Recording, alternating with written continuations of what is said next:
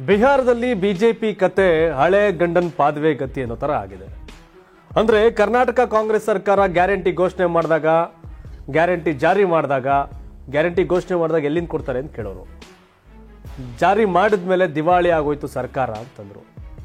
ಅದಾದ್ಮೇಲೆ ದೆಹಲಿ ಚುನಾವಣೆಯಲ್ಲಿ ಅವರೇ ಗ್ಯಾರಂಟಿ ಕೊಟ್ಟರು, ಮಹಾರಾಷ್ಟ್ರದಲ್ಲಿ ಗ್ಯಾರಂಟಿ ಕೊಟ್ಟರು. ಈಗ ಬಿಹಾರದಲ್ಲಿ ಕರ್ನಾಟಕದ ಟೈಪೇ ಗ್ಯಾರಂಟಿಗಳನ್ನ ಬಿಜೆಪಿ ಜೆಡಿಯು ಸರ್ಕಾರ ಘೋಷಣೆ ಮಾಡಿದೆ. ಏನೇನು ಕತೆ, ಬಿಹಾರದಲ್ಲಿ ಏನೇನು ಕೊಡ್ತಾ ಇದ್ದಾರೆ ಬಿಜೆಪಿಯವರು ಜೆಡಿಯುನವರು? 125 ಯೂನಿಟ್ಗಳವರೆಗೆ ಉಚಿತ ವಿದ್ಯುತ್ ಘೋಷಣೆ, ಗೃಹ ಬಳಕೆದಾರರು ಹಣ ಪಾವತಿ ಮಾಡದೆ ಬಳಸಬಹುದು, ಚುನಾವಣೆಗೂ ಮುಂಚೆ ಅಂದ್ರೆ 2025 ಆಗಸ್ಟ್ 1ರಿಂದಲೇ ಜಾರಿ ಇದು. ಕರ್ನಾಟಕದ ಗ್ಯಾರಂಟಿ ಯೋಜನೆಗಳನ್ನ ಟೀಕಿಸುತ್ತಿದ್ದ ಬಿಜೆಪಿ ಮೋದಿ ಅವರು ಗ್ಯಾರಂಟಿಯಿಂದ ರಾಜ್ಯ ಆರ್ಥಿಕ ದಿವಾಳಿ ಅಂತ ಹೇಳ್ತಾ ಇದ್ರು.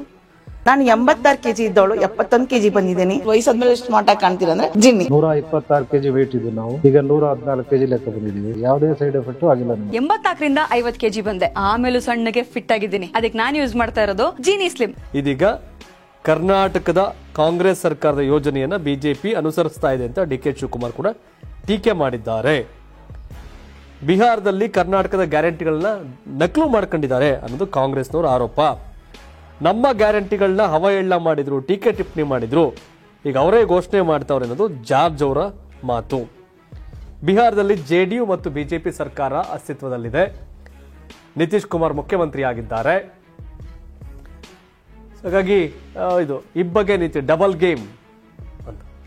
ಎಸ್, ಕರ್ನಾಟಕ ಆರ್ಥಿಕ ಸನ್ನಿವೇಶ ಚೆನ್ನಾಗಿದೆಯಾ, ಬಿಹಾರ ಆರ್ಥಿಕ ಪರಿಸ್ಥಿತಿ ಚೆನ್ನಾಗಿದೆಯಾ ಅಂದ್ರೆ ಕರ್ನಾಟಕ ಚೆನ್ನಾಗಿದೆ. ಆರ್ಥಿಕವಾಗಿ ನಮ್ಮ ರಾಜ್ಯ ಸಬಲವಾಗಿದೆ. ಅಂದ್ರೆ ಕಂಪೇರ್ ಟು ಬಿಹಾರ, ನಾವೆಲ್ಲ ಸಿಂಗಾಪುರ್ ಟೈಪ್ ಶ್ರೀಮಂತ ರಾಜ್ಯ ಅಂತ ನಾನು ಹೇಳ್ತಾ ಇಲ್ಲ. ಕಂಪೇರ್ ಟು ಬಿಹಾರ ಕರ್ನಾಟಕ ತಾಕತ್ತಾಗೈತೆ. ಕಾಂಗ್ರೆಸ್ ಅವರವರೇ ಅಂತಲ್ಲ, ಕರ್ನಾಟಕ ಸರ್ಕಾರ ಇಂದಿನ ಎಲ್ಲಾ ಮುಖ್ಯಮಂತ್ರಿಗಳು ಸರ್ಕಾರಗಳು ಕಾರಣ. ಒಂದಷ್ಟು ತಿಂದು ಕುಡಿದು ನೀರು ಕುಡಿದ್ರು ತೇಗಿದ್ರು ಹಳ್ಳ ಹಿಡಿಯಕ್ಕೆ ಬಿಟ್ಟಿಲ್ಲ, ಒಂದಂತಕ್ಕಿದ್ದಾರೆ. ಬಟ್ ಕರ್ನಾಟಕದ ಎಕನಾಮಿ ಸ್ಟ್ರಾಂಗ್ ಇರೋ ರಾಜ್ಯವೇ ಗ್ಯಾರಂಟಿ ಕೊಟ್ಟಾಗ ಟೀಕಿಸಿದಂಥ ಬಿಜೆಪಿಗರು ಜಾರಿ ಮಾಡಿದಾಗ ಇವತ್ತು ನಿಲ್ಲಿಸ್ಬಿಡ್ತಾರೆ, ನಾಳೆ ನಿಲ್ಲಿಸ್ಬಿಡ್ತಾರೆ ಅಂತಂದ್ರು. ಹತ್ತತ್ರ 2 ವರ್ಷ ಆಯಿತು ಕರ್ನಾಟಕ ಕಾಂಗ್ರೆಸ್ ಸರ್ಕಾರ ಗ್ಯಾರಂಟಿ ಘೋಷಣೆ ಮಾಡಿ ಜಾರಿ ಮಾಡಿ ಕೊಡ್ತಾ ಇದ್ದಾರೆ. ಏನೂ ಆಗಿಲ್ಲ, ಒಂದಷ್ಟು ವ್ಯತ್ಯಾಸ ಆಗಿದೆ, ಇಲ್ಲ ಅಂತೇನಿಲ್ಲ. ಆದರೆ ಬಿಹಾರದಲ್ಲಿ ಈಗ ಕೊಡೋಕೆ ಶುರುವಾಗಿದ್ದಾರೆ. ಹಾಗಾಗಿ ಸಮ್ ಟೈಮ್ ರಾಜಕೀಯದಲ್ಲಿ ಏನೇ ಟೀಕೆ ಟಿಪ್ಪಣಿ ಮಾಡಿದ್ರು ಕೆಲವೊಂದು ಟೈಮ್ ಅನಿವಾರ್ಯ ಆಗುತ್ತೆ. ಮಹಾರಾಷ್ಟ್ರದಲ್ಲಿ ಕೂಡ ಹಂಗೆ ಆಯಿತು. ಎಲೆಕ್ಷನ್ ಮುನ್ನ ಈ ಥರ ಮಹಿಳೆಯರಿಗೆ ಹಣ ಹಾಕೋ ಯೋಜನೆಯನ್ನು ಜಾರಿ ಮಾಡ್ತೀವಿ ಅಂತ ಹೇಳಿದ್ರು, ನಂತರ ಗೆದ್ರು ಮತ್ತು ಜಾರಿ ಮಾಡಿದ್ರು. ದೆಹಲಿಯಲ್ಲಿ ಕೂಡ ಅದೇ ಕೆಲಸ ಮಾಡಿದ್ರು. ಸೊ ಹಾಗಾಗಿ ರಾಜಕೀಯವಾಗಿ ಕರ್ನಾಟಕದ ಗ್ಯಾರಂಟಿಯನ್ನು, ಕಾಂಗ್ರೆಸ್ ಪಕ್ಷದ ಗ್ಯಾರಂಟಿನ ಬಿಜೆಪಿಯವರು ಟೀಕಿಸಿದ್ರು. ಆದ್ರೀಗ ಅದೇ ಗ್ಯಾರಂಟಿ ಇಂಪ್ಲಿಮೆಂಟನ್ನು ಟೈಪೇ ಬಿಹಾರದಲ್ಲಿ ಮಾಡ್ತಿದ್ದಾರೆ. ಅಂದರೆ ನಮ್ಮ ಇಲ್ಲ ಪಂಚ ಗ್ಯಾರಂಟಿಗಳಿತ್ತಲ್ಲ ಆ ಟೈಪ್ ಅಲ್ಲ, ಫುಲ್ ಅಲ್ಲ, ಒಂದಷ್ಟು ಮಾತ್ರ. ಸೊ ಹಾಗಾಗಿ ಚುನಾವಣೆ ಗೆಲ್ಲೋಕೆ ಕೆಲವೊಂದು ಟೈಮ್ ಆ ಸ್ಟ್ರಾಟಜಿಗಳನ್ನ ಫಾಲೋ ಮಾಡಬೇಕಾಗತ್ತೆ.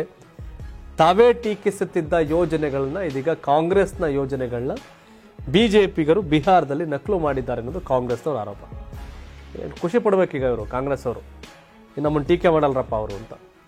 ಆದರೆ ಕರ್ನಾಟಕ ಇದ್ದದಲ್ಲಿ ಪರವಾಗಿಲ್ಲ, ಬ್ಯಾಲೆನ್ಸ್ ಮಾಡ್ತಾ ಇದ್ದಾರೆ.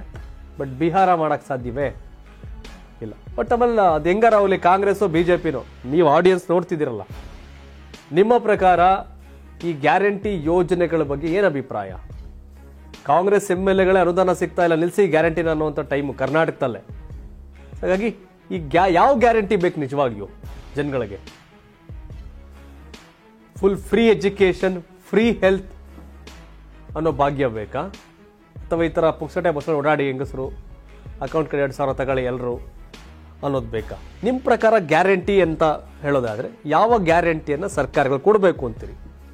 ಕಾಮೆಂಟ್ ಮಾಡಿ ತಿಳಿಸಿ. ಧನ್ಯವಾದ. ಇದು ಕರ್ನಾಟಕ ಟಿವಿ, ಕನ್ನಡಿಗರ ಧ್ವನಿ. ನಾನು 86 ಕೆಜಿ ಇದ್ದವಳು 71 ಕೆಜಿ ಬಂದಿದ್ದೀನಿ. ವಯಸ್ಸಾದ್ಮೇಲೆ ಎಷ್ಟು ಸ್ಮಾರ್ಟ್ ಆಗಿ ಕಾಣ್ತೀರಾ ಅಂದ್ರೆ ಜಿನ್ನಿ. 126 ಕೆಜಿ ವೇಟ್ ಇದ್ದು ನಾವು ಈಗ 114 ಕೆಜಿ ಲೆಕ್ಕ ಬಂದಿದ್ದೀವಿ. ಯಾವುದೇ ಸೈಡ್ ಎಫೆಕ್ಟ್ ಆಗಿಲ್ಲ. 84ರಿಂದ 50 ಕೆಜಿ ಬಂದೆ, ಆಮೇಲೆ ಸಣ್ಣಗೆ ಫಿಟ್ ಆಗಿದ್ದೀನಿ. ಅದಕ್ಕೆ ನಾನು ಯೂಸ್ ಮಾಡ್ತಾ ಇರೋದು ಜೀನಿ ಸ್ಲಿಮ್.